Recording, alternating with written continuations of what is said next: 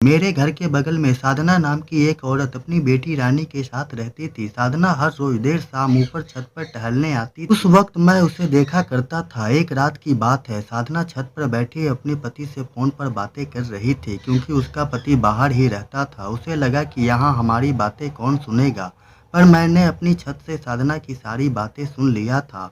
साधना छत से सिर्फ मुझे देखती थी, पर हमारी बात कभी नहीं हुई थी।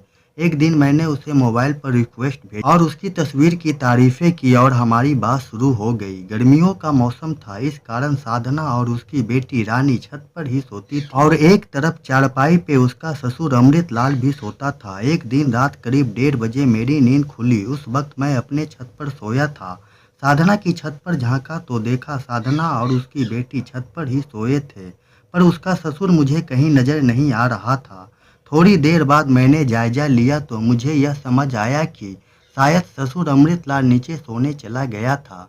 झट मैंने साधना के मोबाइल पर फ़ोन करना शुरू किया। साधना ने फ़ोन उठाया और मैसेज किया और मुझसे कहा, तुम थोड़ी देर रुको, ससुर को देख कर आती हूँ, और मोबाइल बगल में रखकर वह नीचे चली गई। काफ़ी देर बाद जब वह ऊपर नहीं आई तो मुझे चिंता होने लगी। हिम्मत कर मैं किसी तरह नीचे गया। काफ़ी अंधेरा था, घर की सभी लाइटें बंद थी। तभी मुझे एक हल्की सी आवाज़ सुनाई दी, जो बहुत ही घुटी-घुटी सी आ रही थी। छोड़ दो मुझे, मैं तुम्हारे हाथ जोड़ती हूँ। मैं तेजी से नीचे के कमरे में आया तो देखा कि यह आवाज़ साधना की थी। साधना को 2 लोगों ने पकड़ रखा था। ससुर कुर्सी से बंधा था। मैं लाठी लेकर उनकी तरफ दौड़ा तो दोनों भाग खड़े हुए। ससुर मेरे पैरों पर गिर पड़ा और कहा, बेटा तुम ना आते तो आज अनर्थ हो जाता।